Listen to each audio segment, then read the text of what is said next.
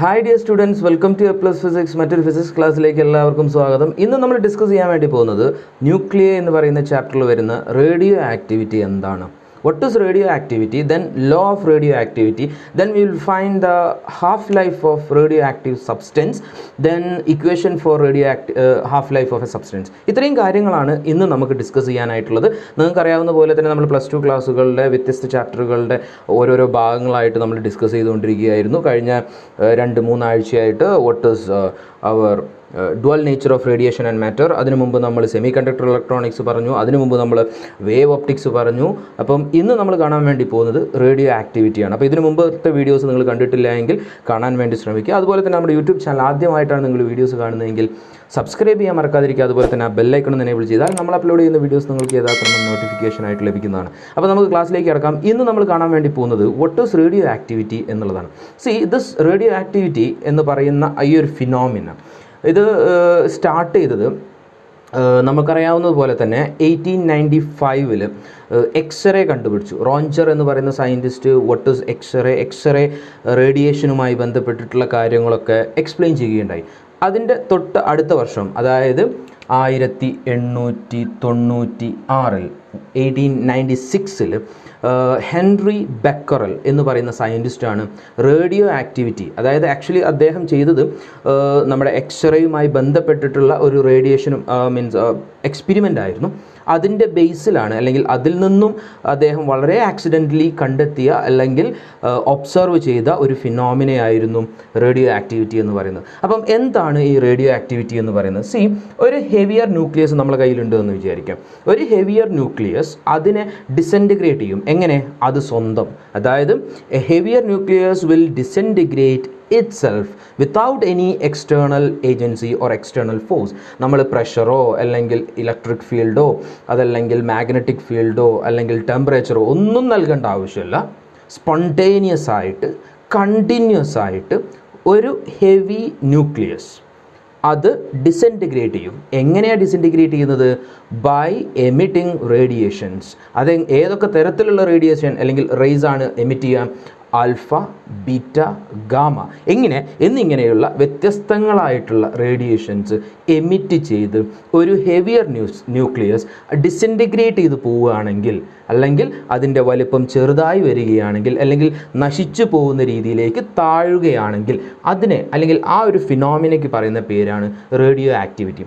Radio activity is a phenomenon which is a heavier nuclei or heavy element substance will undergo disintegration by itself without any external agency. അപ്പം അതാണ് radio activity എന്ന് പറയുന്നത്. Uranium പോലെയുള്ള, polonium പോലെയുള്ളതെല്ലാം radio active elements ആണ്. അപ്പം ഇത്തരത്തിലുള്ള ഈ ഫിനോമിനയ്ക്ക് നമ്മൾ റേഡിയോ ആക്ടിവിറ്റി എന്ന് പറയുന്നു. ആ സബ്സ്റ്റൻസിനെ, യുറേനിയം പോലെയുള്ള സബ്സ്റ്റൻസിനെ നമ്മൾ റേഡിയോ ആക്റ്റീവ് എലമെൻറ്റ്സ് എന്ന് പറയും. ഇനി അതിൽ നിന്നും കിട്ടുന്ന റേഡിയേഷൻസ് ഞാൻ ഓൾറെഡി പറഞ്ഞു, ആൽഫ റേ ആവാം, ബീറ്റ ആവാം, ഗാമ ആവാം, ഏതെങ്കിലും. അതിനെക്കുറിച്ച് നമ്മൾ കൂടുതൽ അടുത്ത ഭാഗങ്ങളിൽ ഡിസ്കസ് ചെയ്യും. What is gamma, what is alpha, what is beta emission എന്നുള്ള കാര്യങ്ങളൊക്കെ. അപ്പോൾ ഇന്ന് നമ്മൾ കാണാൻ വേണ്ടി പോകുന്നത് റേഡിയേഷൻ്റെ law. What is law of radiation? എന്താണ് ലോ ഓഫ് റേഡിയേഷൻ എന്ന് പറയുന്നത്? അതിൽ നിന്നുമുള്ള ഡെറിവേഷനാണ്. Law, according to law of radiation അവിടെ പറയുന്നത് the degree of disintegration or rate of disintegration എന്ന് പറഞ്ഞിട്ടുണ്ടെങ്കിൽ, suppose we have n number of nuclei in a substance. ഒരു സബ്സ്റ്റൻസിൽ n ന്യൂക്ലിയൈ ഉണ്ടെന്ന് വിചാരിക്കുക. ഇതിൻ്റെ disintegration d/dt of n is directly proportional to what?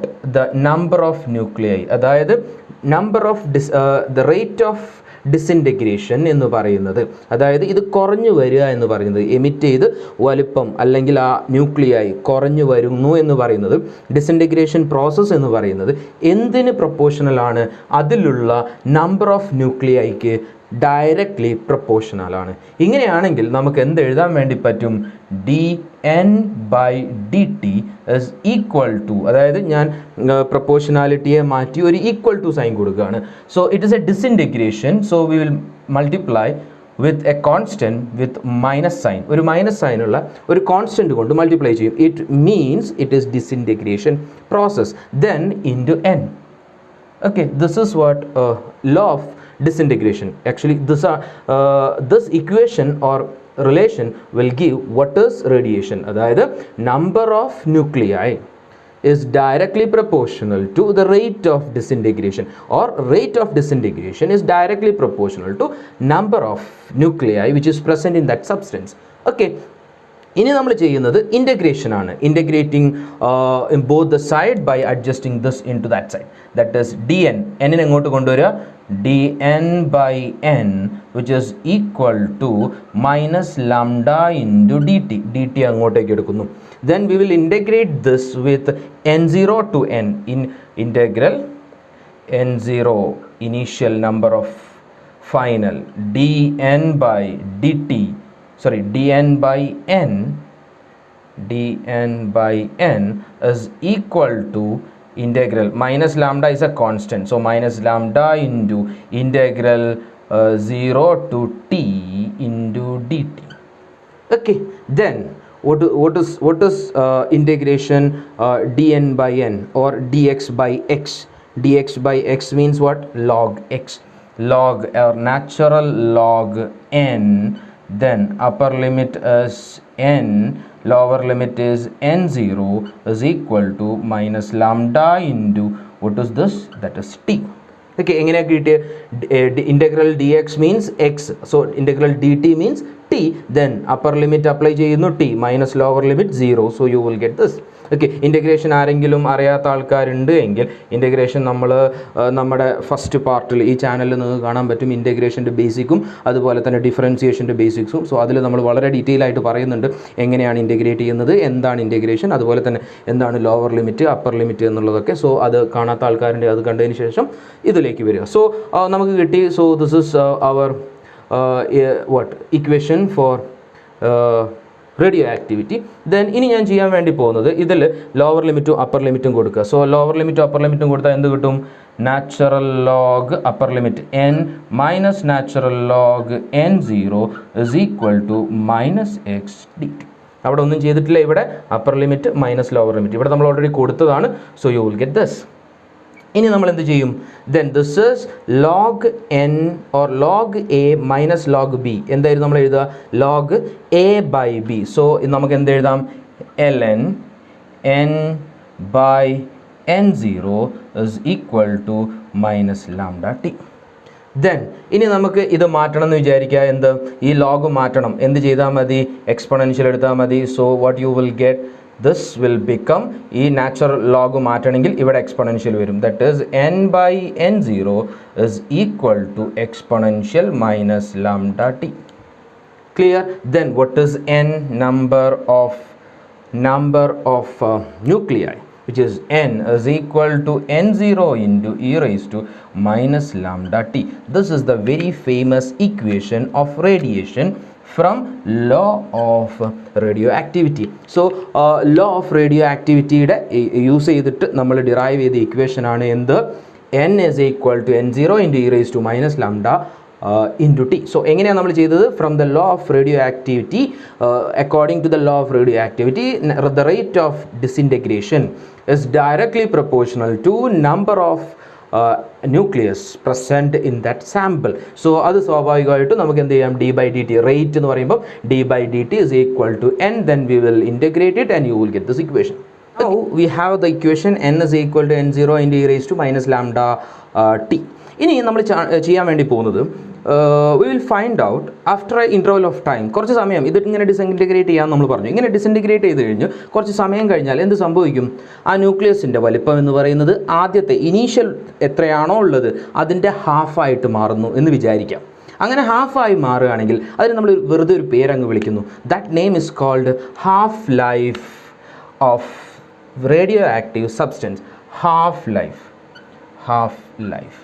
So എന്താണ് half life എന്ന് പറഞ്ഞാൽ? Half life എന്ന് പറഞ്ഞാൽ it is the time when the nuclei will become half of its original number of nuclei. അതായത് ഒരു നിശ്ചിത സമയം കഴിയുമ്പം നമ്മുടെ ഡിസിൻറ്റഗ്രേഷൻ റേഡിയോ ആക്ടിവിറ്റി നടന്ന് ആ പ്രോസസ്സ് നടന്ന് അതിൻ്റെ ഇനീഷ്യൽ എത്രയാണോ ഉള്ളത് അതിൻ്റെ പകുതിയായി മാറുകയാണെങ്കിൽ ആ സമയത്തിനെ നമ്മൾ വിളിക്കുന്ന പേരാണ് ഹാഫ് ലൈഫ് എന്ന് പറയുന്നത്. Okay, it is represented by t half. Okay, അതായത് ഇപ്പം ഇനീഷ്യലി ഇതിൻ്റെ എമിഷൻ സ്റ്റാർട്ട് ചെയ്യുന്ന സമയത്ത് ഒരു 1000 ന്യൂക്ലിയൈ ഉണ്ട് എന്ന് വിചാരിക്കുക. അങ്ങനെയാണെങ്കിൽ ഹാഫ് ടൈം അല്ലെങ്കിൽ ഹാഫ് ലൈഫ് ആയി കഴിഞ്ഞാൽ എന്തായിരിക്കും? It will become 500. If it is 100, 50. So അങ്ങനെ ന്യൂക്ലിയൈ ഇതിൻ്റെ ഡിസിൻറ്റഗ്രേഷൻ പ്രോസസ്സിന് വിധേയമാകുന്നു. അത് ഒരു നിശ്ചിത സമയം എത്തുന്ന സമയത്ത് ഈക്വൽ ഹാഫിലേക്ക് മാറുകയാണെങ്കിൽ ആ ഒരു ടൈമിന് വിളിക്കുന്ന പേരാണ്, അല്ലെങ്കിൽ അതിന് പറയുന്ന പേരാണ് ഹാഫ് ലൈഫ് എന്ന് പറയുന്നത്. സോ ഹാഫ് ലൈഫ് ആകുമ്പോൾ നമുക്ക് എന്ത് പറയാൻ വേണ്ടി പറ്റും? Number of nuclei n which is equal to initially എത്രയാണോ ഉള്ളത് അതിൻ്റെ പകുതി n0/2. And that time t will become t is equal to എന്താ നമ്മൾ വിളിക്കുക? ഞാൻ നേരത്തെ പറഞ്ഞു t half. അങ്ങനെയാണെങ്കിൽ നമ്മുടെ എക്സ്പ്രഷൻ എങ്ങനെ നമുക്ക് എഴുതാൻ പറ്റും? Expression that is n is equal to n0 minus lambda t എങ്ങനെ നമുക്ക് എഴുതാം? n0/2. n will become n0/2 is equal to n0 into e raised to minus lambda t. Okay, ഇനി നമ്മൾ എന്ത് ചെയ്യും? ഒന്നും ചെയ്തില്ല, നമ്മൾ ജസ്റ്റ് n-ന് പകരം n0/2 ഹാഫ് ലൈഫിൻ്റെ എക്സ്പ്രഷനിലേക്ക് എത്തി. So n0 will get cancel. What you will get 1/2 is equal to e raised to minus lambda t. ഇനി അങ്ങനെയാണെങ്കിൽ what is half is equal to e raised to minus lambda t. അങ്ങനെയാണെങ്കിൽ ഈ minus കളയാൻ വേണ്ടി എന്ത് ചെയ്താൽ മതി? 2 is equal to e raised to lambda t. Okay, ഇനി ഈ എക്സ്പൊണൻഷ്യൽ കളയണം. See I have made a mistake. എന്താ അത്? സി ഇവിടെ നമ്മൾ ഹാഫ് ലൈഫ് എന്താണ്? ടി ഹാഫ് ആവില്ലേ? അപ്പോൾ ഇവിടെ ടി ഹാഫ് ആവും. ഇവിടെ എന്താണ്? That is T half. ഇതും ടി ഹാഫ്. ഇനി നമുക്ക് വാട്ട് ഈസ് ടി ഹാഫ് എന്നാണ് കാണേണ്ടത്. അപ്പോൾ നമുക്ക് എക്സ്പോണൻഷ്യലിൽ നിന്ന് ഇങ്ങോട്ട് എടുക്കണം. അതിനെന്ത് ചെയ്താൽ മതി? എക്സ്പോണൻഷ്യലിൽ ഇങ്ങോട്ട് എടുക്കാൻ വേണ്ടിയിട്ട് ഇവിടെ ലോഗ് ആഡ് ചെയ്ത് കൊടുത്താൽ മതി. അപ്പോൾ log two base to the 2e 2 is equal to എന്തായിട്ട് കിട്ടും? Lambda into t half. Okay, നേരത്തെ നമ്മൾ എക്സ്പോണൻഷ്യൽ കൊടുത്ത് ലോഗ് മാറ്റി, ഇവിടെ നമ്മൾ ലോഗ് കൊടുത്ത് എക്സ്പോണൻഷ്യൽ മാറ്റി. That's all. ഇനി അങ്ങനെയാണെങ്കിൽ what is T half? T half എന്താ വരിക? T half is equal to lambda ഇങ്ങോട്ട് വന്നാൽ 1/λ ഇൻറ്റു ലോഗ് ബേസ് e2. ഇനി നമുക്ക് ചെയ്യേണ്ടത് ഈ ലോഗ് ബേസ് ഇയെ എന്താക്കണം? ലോഗ് ബേസ് 10 ആക്കണം. ലോഗ് ബേസ് 10 ആക്കാൻ നമ്മൾ പഠിച്ചിട്ടുണ്ട്. എന്ത് ചെയ്താൽ മതി? ഓൾറെഡി 1/λ ഇവിടെ ഉണ്ട്. 2.303 കൊണ്ട് മൾട്ടിപ്ലൈ ചെയ്താൽ മതി അല്ലേ? Then it will become log base 10 into 2. Okay, ഇനി നമുക്ക് എന്ത് ചെയ്യാം? ലോഗ് 2ൻ്റെ വാല്യൂ നമുക്കറിയാലോ. ലോഗ് 2 എത്രയാണ്? Log 2 yes 1/λ into 2.303 into what is log 2? എത്രയായിരുന്നു log 2? Yes 0.3010. Right? then it will become like this. Okay, അപ്പോൾ നമുക്ക് എന്ത് കിട്ടി? T half is equal to 1/λ into 2.303 into 0.3010. That is log 2ൻ്റെ വാല്യൂ ആണ് 0.3010. അതുപോലെ തന്നെ what is log e base 2? ഈ ലോഗ് ബേസ് ഇ ബേസിനെ 10 ബേസിലേക്ക് അല്ലെങ്കിൽ ബേസ് 10ലേക്ക് മാറ്റാൻ വേണ്ടിയിട്ടാണ് നമ്മൾ അതുകൊണ്ട് മൾട്ടിപ്ലൈ ചെയ്ത്. നിങ്ങൾക്ക് അറിയാവുന്നതാണ്, നിങ്ങൾ മാത്സിൽ പഠിക്കുന്നതാണ്. So you multiply it, what you will get? T half. Okay, then what is our t half? T half is equal to ഇത് മൾട്ടിപ്ലൈ ചെയ്താൽ you will get 0.693 divided by lambda. Okay, this is our famous equation for half life. Okay, I think it's clear. Okay, so അപ്പോൾ നമ്മൾ എന്തൊക്കെ കണ്ടതെന്ന്? what is radioactivity, then എന്താണ് radioactivity, law of radioactivity, then we will find an expression for radioactivity, then we will find what is half life, then expression for half life. I think it's clear. Okay, അപ്പം മറ്റൊരു ക്ലാസ്സിൽ വീണ്ടും കാണാം. ഒന്നുകൂടെ ആരെങ്കിലും നമ്മുടെ YouTube channel ആദ്യമായിട്ടാണ് കാണുന്നതെങ്കിൽ സബ്സ്ക്രൈബ് ചെയ്യാൻ മറക്കാതിരിക്കുക. അതുപോലെ തന്നെ ബെല്ലൈക്കൺ എനേബിൾ ചെയ്താൽ നമ്മൾ അപ്ലോഡ് ചെയ്യുന്ന വീഡിയോസ് നിങ്ങൾക്ക് യഥാക്രമം നോട്ടിഫിക്കേഷൻ ആയിട്ട് ലഭിക്കുന്നതാണ്. മറ്റൊരു ക്ലാസ്സിൽ വീണ്ടും കാണാം. Till then take care. By.